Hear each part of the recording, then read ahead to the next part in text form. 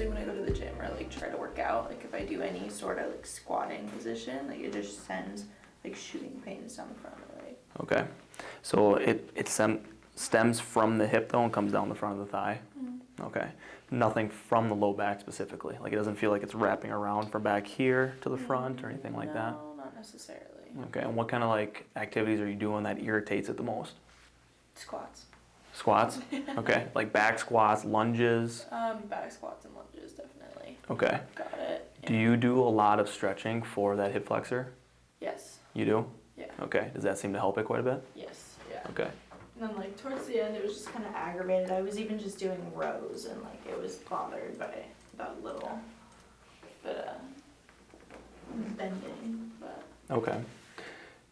And when you're doing the rows though, that actually hurt the hips, or was it more of like the upper back, low neck? Hurt my hips because okay. I had my leg out like this, and then I pull forward, like just that little forward. Does that motion. alone irritate it when you bring the knee up like that? Not so much. Today it's just kind of sore. Okay. I mean, it hurts like once I get higher up. But. Okay. Alrighty. Gotcha. So that specific movement when you're doing squats and things like that, that's what irritates the hips the most? Yeah. Alright. So like when you're working and everything and on your feet a lot, does that hurt your hips too and aggravate a lot? That more so gets like my lower back. That's more of the low back? Yeah. Okay. So the hips are specifically just when you're working out and doing squats and things like that? Okay. Yeah, and if I do like yoga or like all the motions like pigeon, for example, like my legs, like those hurt. Okay. But if I stay in them for long enough, then it kind of relaxes, but it's not like super comfortable. I gotcha. So when your hip is flaring up while you're working out, 0 to 10, 10 being the worst, what's like the nice little range there? It's probably at like a 6 or a 7, but if it starts to like kick in and get that bad, then I just stop. Okay. And this doesn't happen 24/7, right? It just kind of irritates when you're active and doing certain things? Yeah. Okay. All right, fair enough. And then as for your neck and your upper back, you still like, are you getting any headaches or anything along those lines? Yeah, I still get headaches. Okay. How frequent? Not as frequent. A couple times a week. Okay. And when you get the headache though, does it feel like throbbing? It's. Or is it more like sharp pain underneath the skull? Yeah, it's kind of just like a achy, like underneath my skull, and then I've been getting like kind of a sharp stabbing pain, like up here more. Okay. Just on that right side? Yeah. Okay. So it doesn't come around like you're wearing a tight like hat or anything like that, or a tight headband? Maybe a little bit. Okay. All right. And what kind of things irritate that the most? Is it like when you're sitting too long, having a poor posture? Is it like looking at screens too much? It's certain movements? Yeah, it's probably sitting too long and looking at screens, honestly. Okay. I'll notice it like after, like if I'm at home, like doing stuff or doing homework, and then I get up and go run errands, like I'll kind of get that headache. Okay. I gotcha. And what do you do that to help it? Anything specifically like medications, ice, rest? Do you like turn the lights off and take a nap or anything along those lines? If I'm home, I'll do like ibuprofen, but besides that, I just kind of let it ride. Gotcha. And when it's at its worst, 0 to 10? It's probably like a 5, but something like insane. Okay. So it's not completely debilitating where it's like you gotta lock yourself in a room? Yeah. Okay. No, it's just annoying. Gotcha. All right. You seem pretty normal to me, so that one's easy. We'll do some vitals here, and then we'll get you moving. All right. All the good stuff. We're gonna hook you up. So right finger, pick a finger, any finger, just rest it right on your thighs there. And we'll do your blood pressure while we're doing this as well. All right. All the fancy stuff. So this is just gonna go around your bicep.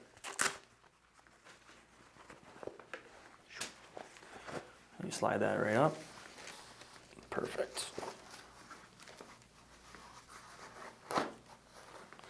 All right. Very good blood pressure here. Yes. Even with us talking. Sweet. I passed. You did pass. Flying colors.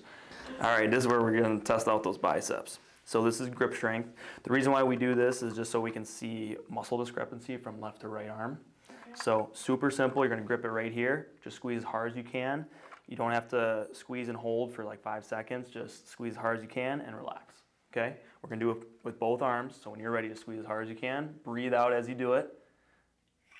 Shows how big those biceps are. Okay, relax. All right, very good. Let's do the right now. As hard as you can.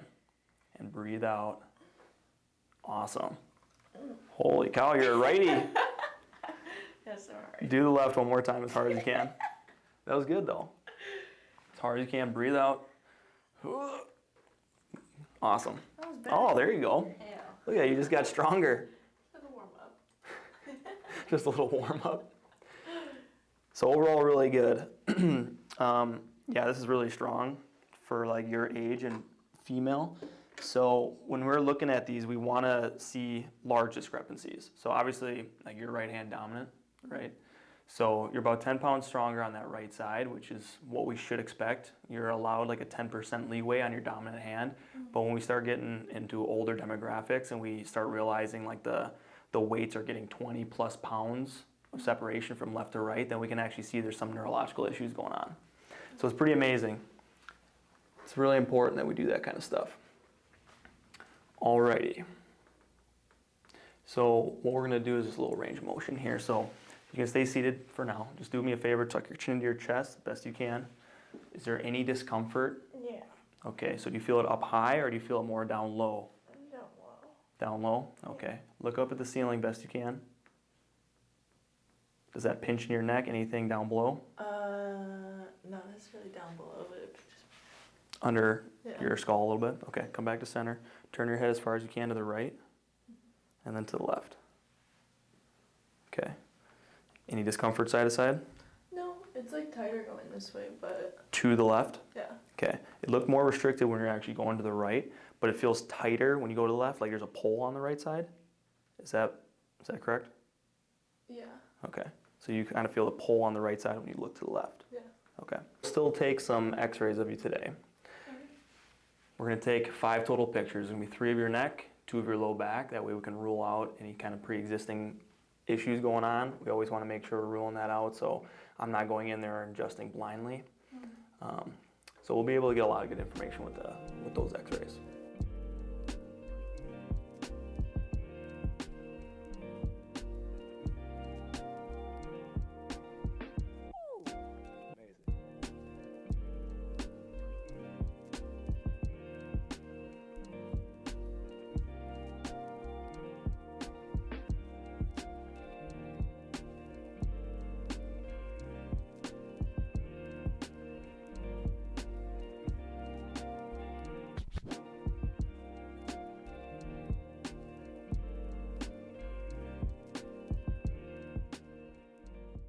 Yep, step on the platform.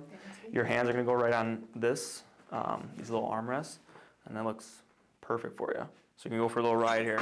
Okay. Must be this tall. I'm gonna have to have like a little measuring stick here. Make sure everyone can actually ride this ride. I'm gonna use this a little bit though. I got this little massage gun. Okay. All right, loosen you up a little bit. So where have you been working out? Just ASU downtown. Okay, just at their like normal gym? Yeah. Okay. Is that where you're going to school too? Yeah. That's where you're taking your classes? Yeah. Nice. So, I was in Tempe today. Okay. The left side hurts. Pretty tender? Yeah. Okay. You can try to loosen this up here and then.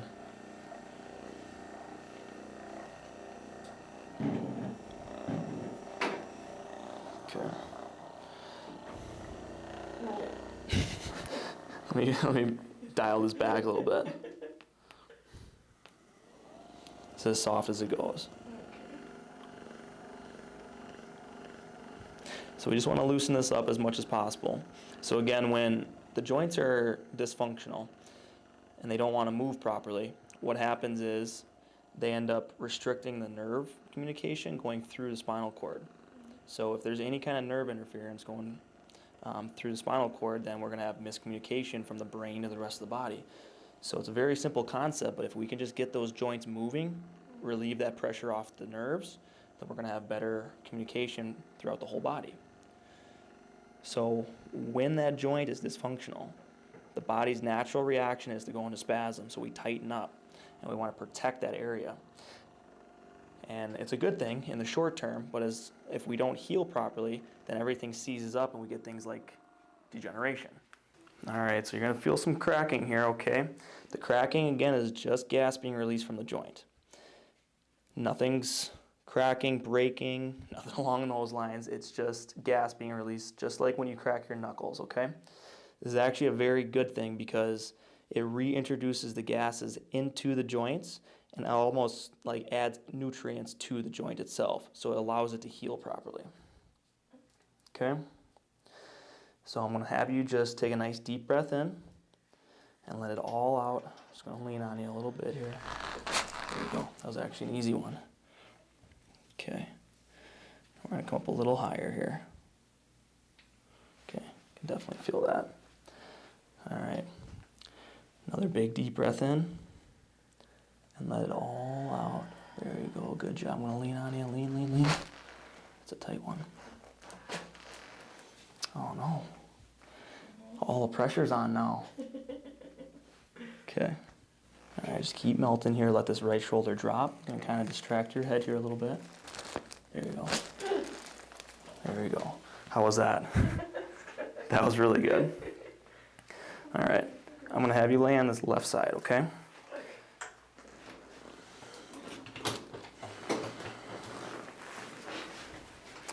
We're going to bend this top leg, keep the bottom one nice and straight.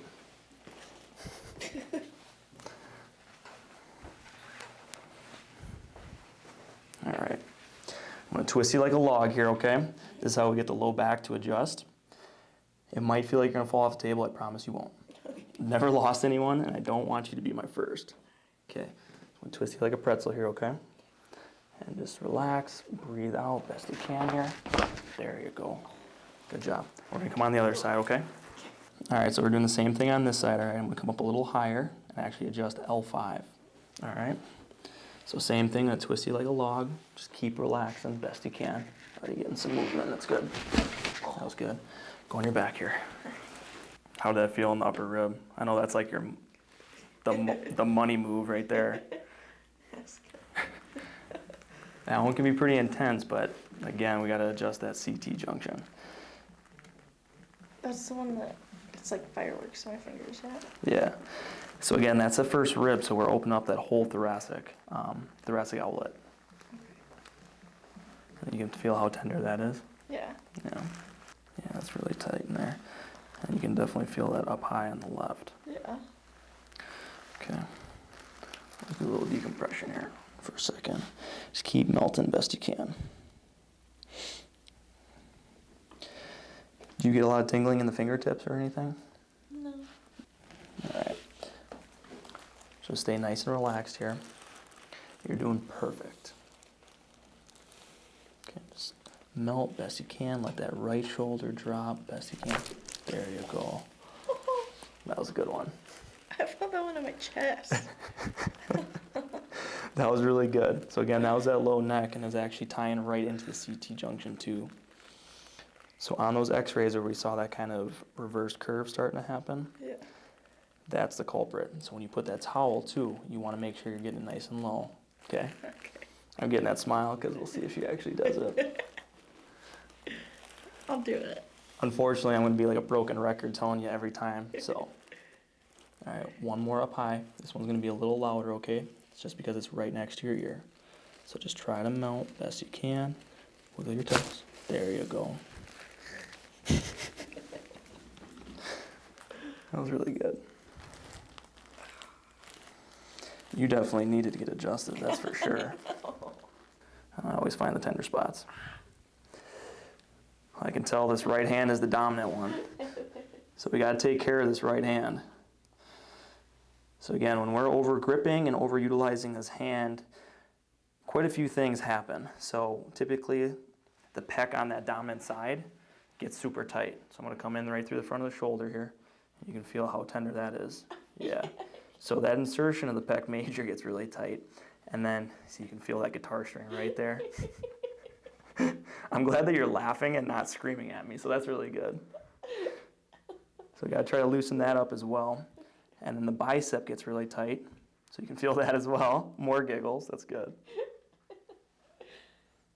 I like hurts and tickles. It's a painful tickle. This just shows how tough you are. That's all it does. And then again, the forearms get super tight in here. So we want to try to loosen this up as much as possible. All right, so this is one big biomechanical chain coming all the way from that thoracic outlet in front of the shoulder here, coming all the way down to the fingers. And that's why when I adjust that first rib, you feel that. So we got to get in a good habit of stretching out the pecs. Okay? I'm going to bring you up here, okay?